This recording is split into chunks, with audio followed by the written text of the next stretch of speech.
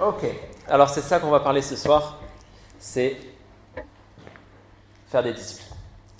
Et je vous propose ce texte, des paroles de Jésus, dans l'évangile de Matthieu, au chapitre 28, versets 16 à 20.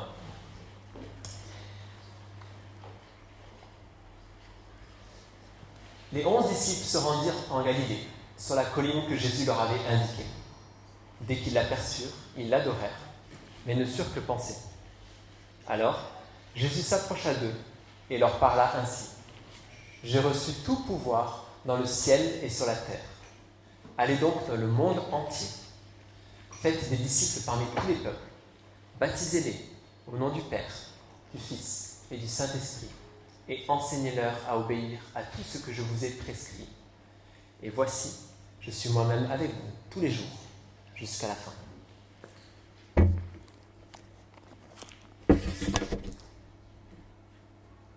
Qui a déjà entendu cette parole ? Qui a déjà entendu cette parole de Jésus ? D'accord ? Il y a pas mal de mains qui se lèvent. C'est une parole assez célèbre, d'accord ? C'est une des dernières paroles de Christ sur cette terre. Qui l'a déjà mise en pratique ?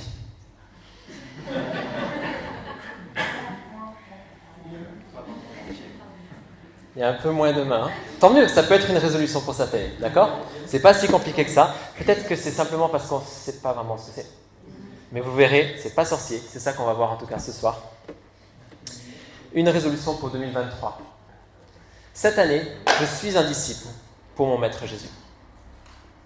Ça va ? Pareil, hein, je reviendrai dans 3 semaines, je vous demanderai. Il y a un double sens dans le verbe, on verra ça à la fin. Donc c'est assez simple. C'est en fait, je crois, la mission de tout chrétien. Qui se dit chrétien ici ? D'accord ? Alors levez un peu plus haut là. Hein. Qui se dit chrétien ? C'est bien qu'il y ait des chrétiens dans une église, d'accord ? C'est chouette. Donc ceux qui n'ont pas levé la main, c'est à vous de bien observer ceux qui avaient la main levée, d'accord ? Parce que ce sont des potentiels guides pour vous guider vers Jésus. Si vous voulez en savoir plus sur Jésus, sur Dieu, sur la Bible, ou tout simplement sur ce que c'est que d'être chrétien, disciple de Jésus aujourd'hui en 2023, c'est des gens à qui il faut poser la question.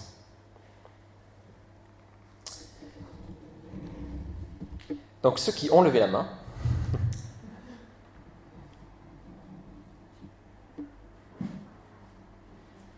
pardon, je me suis perdu dans mes notes. Donc voilà, je disais simplement, si vous n'avez pas levé la main, regardez bien ceux qui ont levé la main. C'est eux qui peuvent vous guider là-dedans, d'accord ? Le but, c'est pas de ressembler à eux. Je pense que d'ici la fin du message, les chrétiens auront compris que c'est pas à eux qu'il faut ressembler, mais à Jésus.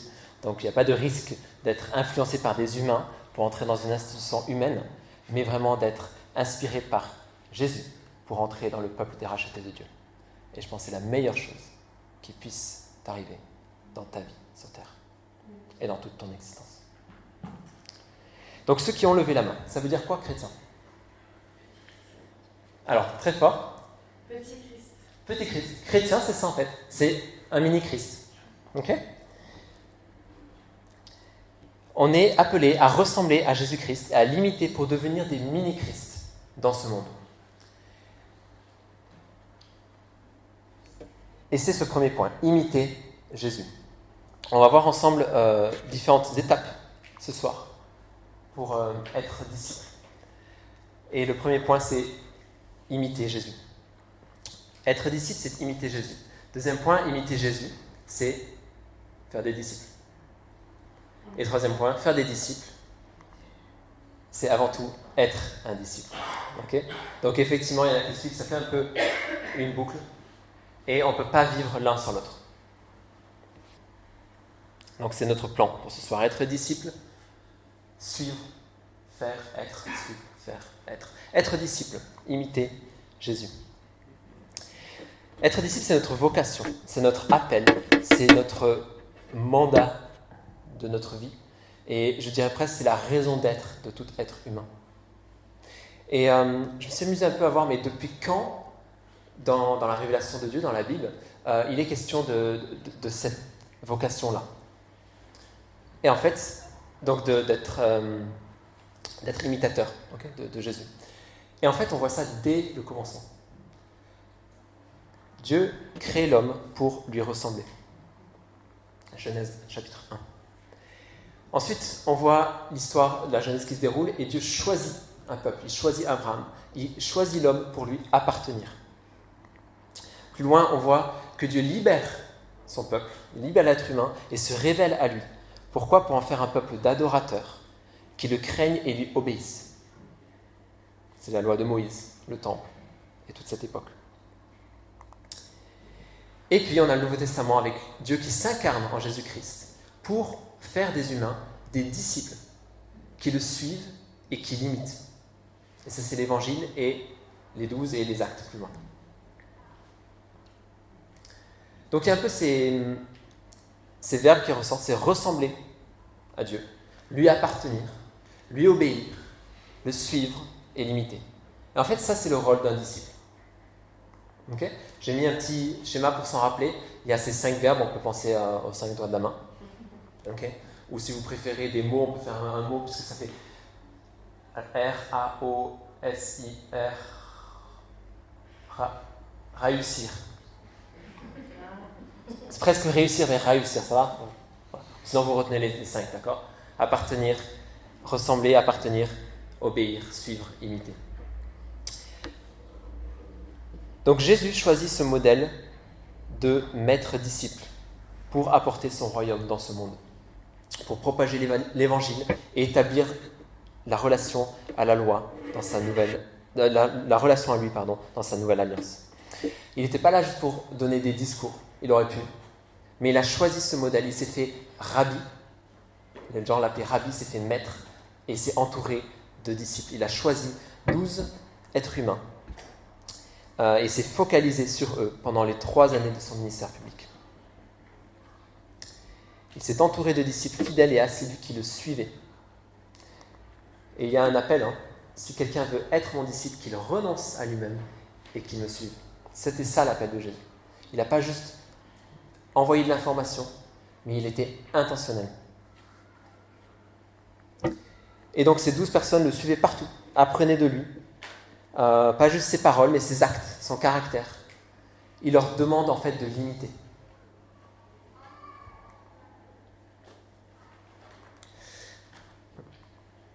Oui. Et dans tout ce qu'il fait, et il les envoie même en mission pour faire comme lui, les mêmes choses que lui. C'est fou ça, hein ? Ça c'est Jésus qui dit, celui qui croit en moi fera les mêmes choses que moi, et même des plus grandes encore. Ça me fait penser au dernier épisode de Chosen. Il y en a qui suivent un peu cette série. Ouais, je vois quelques têtes qui hochent.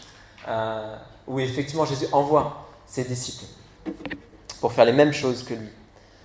Et c'est ça le principe en fait de maître disciple. Le disciple est appelé à pouvoir faire les mêmes choses que son maître. Et pouvoir lui-même aussi les enseigner à d'autres. On commence à être un peu plus clair dans la notion de qu'est-ce que c'est qu'un disciple, n'est-ce pas ?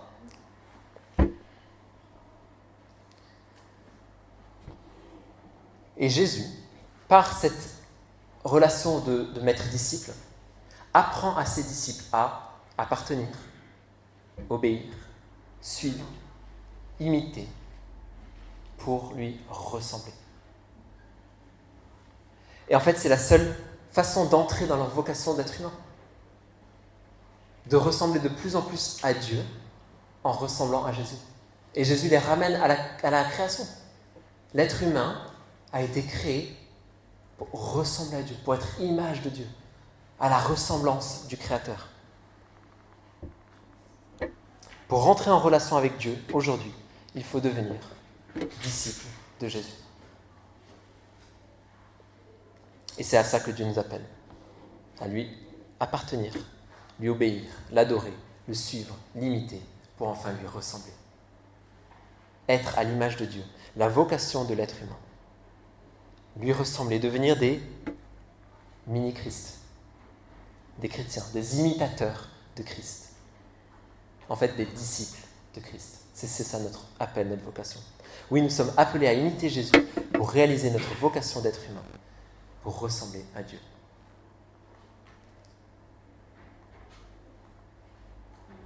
suis allé un peu vite, mais on est réellement humain qu'en étant disciple de Jésus.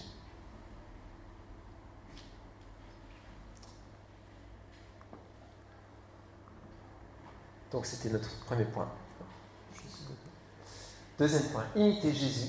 Donc, être disciple, c'est imiter Jésus. Okay? Imiter Jésus, c'est faire des disciples. Parce que si on imite Jésus, alors on fait ce que lui fait. Et si on fait ce que Jésus fait, alors comme lui, on fait des disciples. Ça va? C'est un peu comme une équation mathématique. Hein. Je ne suis pas très bon en maths, mais je sais que c'est Dieu qui a inventé ça. C'est vrai, on l'a découvert, on ne l'a pas inventé. En fait, de la même manière qu'un disciple avait comme finalité de devenir lui-même un jour rabbi pour d'autres, Jésus envoie ses disciples faire d'autres disciples. Et c'est le rôle d'un disciple de faire des disciples. On n'est jamais vraiment imitateur de Jésus tant qu'on ne fait pas des disciples comme lui. Qu'est-ce qu'a fait Jésus? Il a choisi des disciples. Il leur a enseigné. Il leur a montré quoi imiter. Et il les a envoyés eux-mêmes faire pareil. Et on arrive au passage d'aujourd'hui. Allez et faites des disciples parmi toutes les nations. Et c'est le modèle que Jésus a choisi pour répandre son évangile dans le monde,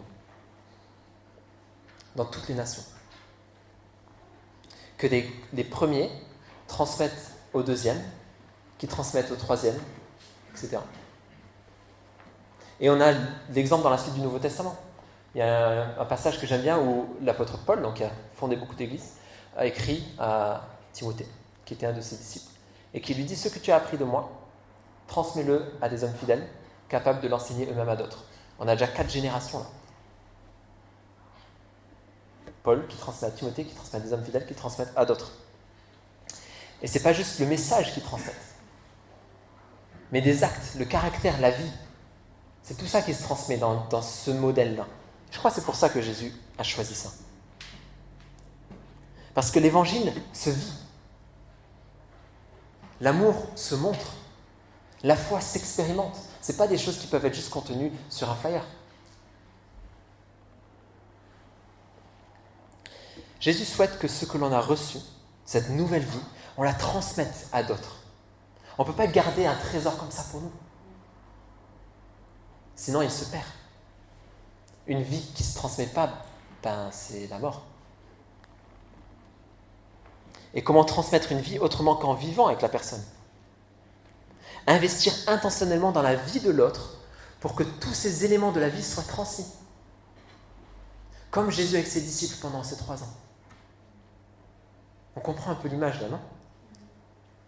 De ce qui se passe en fait dans cette relation de disciples. Et c'est le meilleur moyen de vraiment intégrer et de vivre soi-même l'enseignement de Jésus aussi, en l'enseignant soi-même. Je ne sais pas s'il y a des profs dans la salle, ils seront d'accord avec moi? Il y en a? On ne maîtrise jamais une connaissance que lorsqu'on est capable de l'enseigner soi-même. C'est ça, hein? Quand on est capable d'enseigner quelque chose, on l'a vraiment acquis. On n'est jamais vraiment disciple que lorsque l'on fait des disciples soi-même. Et c'est ce qui pousse l'apôtre Paul à écrire un truc de fou. Soyez mes imitateurs. Pourtant, c'est un être humain. Hein. C'était pas Dieu, lui. Mais il a dit à ceux de son église, soyez mes imitateurs. Parce qu'il a compris qu'il leur transmettait beaucoup plus que ça. Et que lui était lui-même imitateur de Jésus. Et qu'en finalité, en fait, c'était Jésus qu'ils imitaient. C'est Jésus le modèle par excellence. Comme Jésus appelle à imiter, nous appelons aussi d'autres à nous imiter. Comme Jésus appelle à l'imiter, nous appelons aussi d'autres à nous imiter.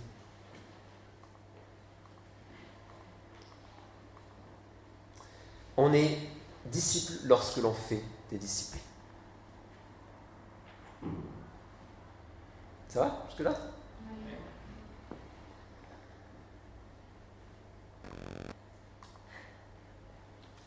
Donc, troisième point, faire des disciples, c'est avant tout être disciple. Et c'est ce troisième point qui ferme le cercle, qui est indispensable. Parce que je peux déjà voir les panneaux danger de dire « Ouais, mais attention, si on appelle les gens à nous imiter, ça peut être dangereux. Ça peut arriver dans l'orgueil, dans les déviances, dans des abus, voire même une secte, ou en tout cas de la manipulation, et ça peut arriver des choses mauvaises. Et c'est pour ça que se rappeler que de faire des disciples, c'est avant tout d'être disciple. Et c'est pour ça qu'on reste disciple dans ce processus. On reste disciple de quelqu'un d'autre et disciple de Christ.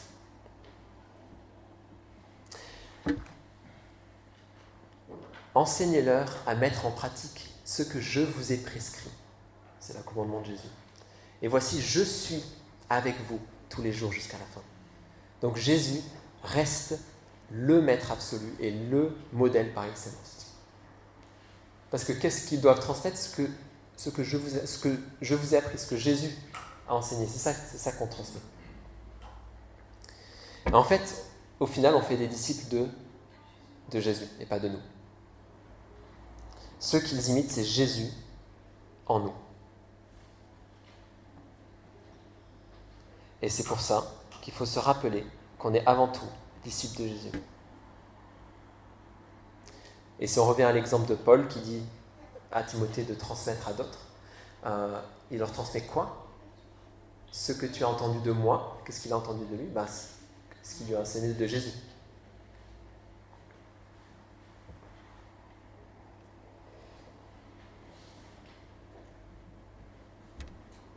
Donc c'est finalement Jésus qui est transmis, qui est véhiculé au travers de la vie de ses disciples.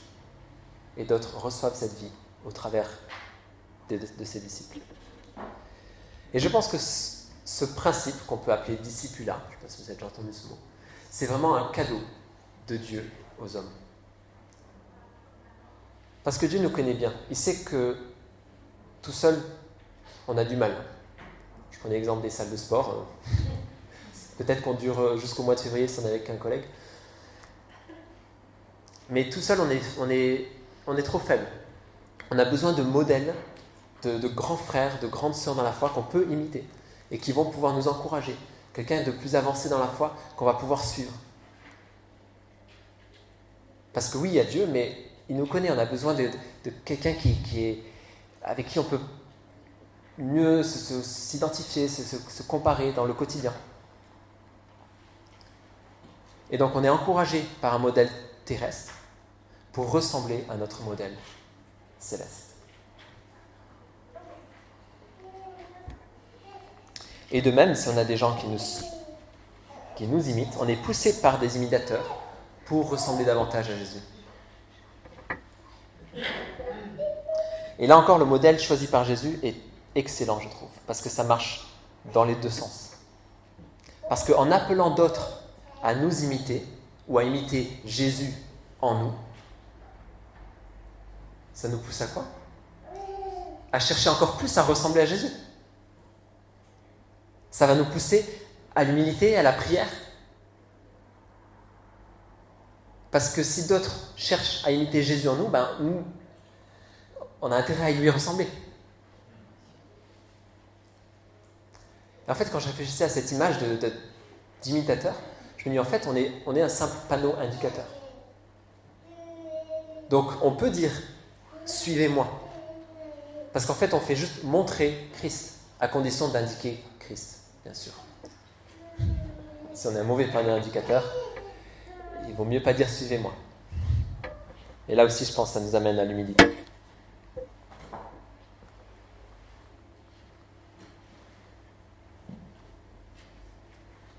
J'avais prévu trop de diapos par rapport à ce que j'ai dit. Désolé. Encouragé par mes modèles dans la foi et poussé par ceux qui m'imitent.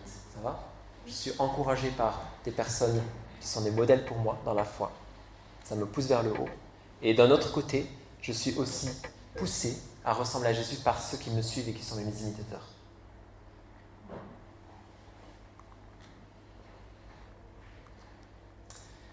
Donc faire des disciples, c'est être un disciple. Et là, vous commencez à voir un peu ce schéma de cette chaîne. Et concrètement, c'est un peu ça.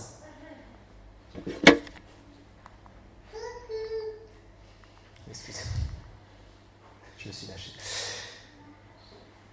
Donc cette année, je suis un disciple. Qu'est-ce que ça veut dire concrètement ? Donc c'est un peu cette chaîne de maître, disciple, maître, disciple, maître, disciple, grand frère, petit frère, si vous préférez, ou grande sœur, petite sœur, d'accord ?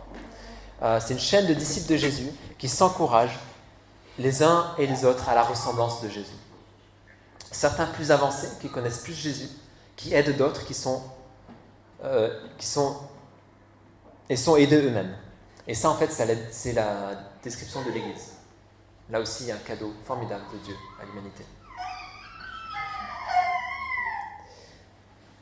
C'est ce modèle de maître, de disciple et maître, ou grand frère, petit frère. Donc ça forme une chaîne, en fait. Et concrètement, si on se pose la question de dire, ok, c'est quoi glorifier Dieu en faisant des disciples de Christ qui portent du fruit ? Eh bien, je vais vous donner cette clé, c'est faire partie de cette chaîne. Être un maillon dans cette chaîne de disciples que Jésus a instaurée et qui se poursuit depuis plus de 2000 et quelques années.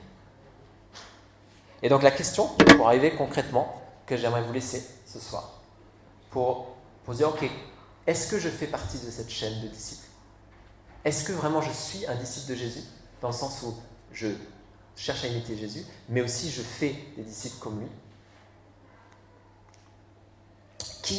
Donc voilà, je vous laisse 2 questions pour ce soir, enfin pour l'année 2023, d'accord ? C'est notre résolution. Qui est ou qui sont mes grands frères, grandes sœurs dans la foi ? Donc pensez à quelqu'un dans votre entourage qui est un modèle pour vous. Quelqu'un à qui vous aimeriez ressembler en fait. Pourquoi ? Parce que vous voyez Christ en lui. Et en fait, vous aimeriez ressembler à Christ, mais c'est incarné en cette personne-là. Ok ? J'aime bien conseiller pour une relation grand frère, petit frère et grande sœur, petite sœur, juste pour pas qu'il y ait d'ambiguïté. Parce qu'on vit des choses fortes, d'accord ?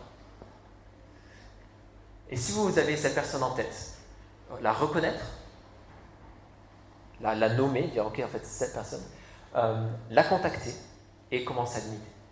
Écoute, est-ce qu'on peut se voir régulièrement ? Est-ce qu'on peut discuter ? J'aimerais juste, voilà, tu me parles un peu de ta vie, tes choix, comment tu as fait pour faire ça ?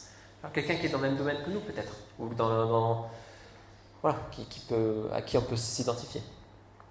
Et la deuxième question, qui est mon petit frère, ma petite sœur dans la foi ? Qui est-ce que je vais pouvoir accompagner pour aller plus loin ? Et ça, on peut prier que Dieu nous mette quelqu'un à cœur. Peut-être quelqu'un qui n'a pas levé la main tout à l'heure. Et dans ce cas-là, appelez la personne, l'aimer et lui enseigner ce que Jésus nous a enseigné à nous-mêmes. C'est le commandement de Jésus en fait. Et je vous garantis, ça va te faire grandir dans ta foi et dans ta maturité spirituelle. Parce qu'il y a 2 réactions en fait. Quand on appelle quelqu'un à nous imiter, quand on a quelqu'un qui regarde vers nous, soit on tombe dans l'orgueil. Oh waouh, punaise, ils sont tous en train de m'imiter, je dois être quelqu'un de génial. Soit on tombe dans l'humilité. Je pense que c'est ça la réponse d'un enfant de Dieu. Parce que, mais qui suis-je moi pour qu'on vienne me voir comme exemple ? Qu'est-ce que j'ai fait moi pour que quelqu'un vienne me demander des conseils ou imiter ma foi ? Et du coup, on s'attache encore plus à nos modèles et on s'accroche encore plus à Jésus. Et donc oui, on peut commencer à grandir en ayant des modèles, mais tant qu'on n'a pas des gens qui sont derrière nous à nous suivre, c'est pas le même encouragement. Si on a des gens qui viennent nous poser des conseils, je te garantis, tu fais ça, tu vas t'accrocher à ton modèle spirituel parce que tu dis, punaise, j'ai besoin de conseils parce qu'il y a d'autres gens qui me suivent. Si tu veux grandir dans ta foi, si tu veux être disciple de Jésus, alors fais des disciples. C'est le meilleur moyen. Pas parce que j'ai eu l'idée, c'est parce que c'est Jésus qui a instauré ça il y a 2000 ans.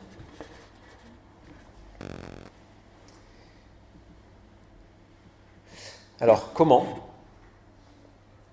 Je vais vous laisser une petite liste un peu plus concrète pour ceux qui prennent des notes ou qui ont besoin de mode d'emploi. Sinon, laissez-vous inspirer, mais nommez cette personne. D'accord? Demandez à Dieu dans la prière ou simplement vers qui peut-être j'ai cette personne à cœur, j'ai tellement envie qu'elle grandisse. Okay? Et prie pour cette personne chaque jour.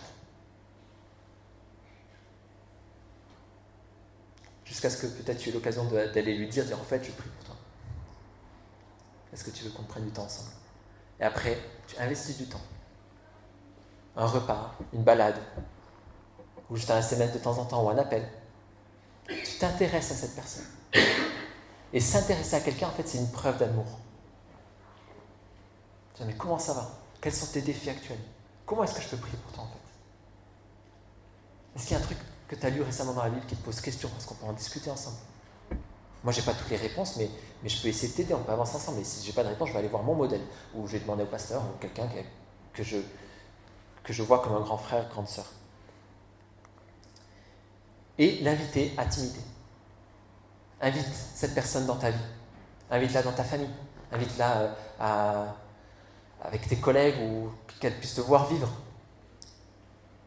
Et qu'elle puisse imiter ton engagement à l'église, tes relations dans ta famille, dans ton travail, ton équilibre dans ta semaine entre repos et travail. Toutes ces choses que tu as mis en place, qu'elle puisse voir et imiter ça.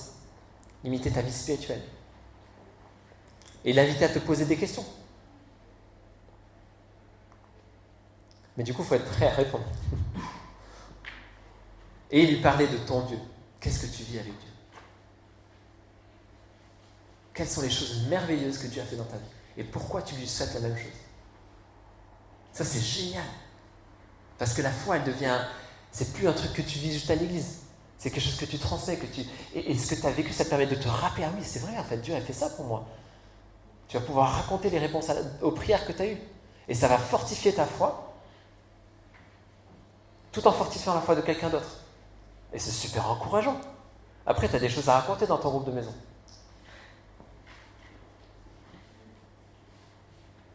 Et à votre avis, le prochain point? Bien fort? Lui dire de faire des disciples. Amen. L'envoyer lui-même, choisir et faire un ou une disciple. Amen.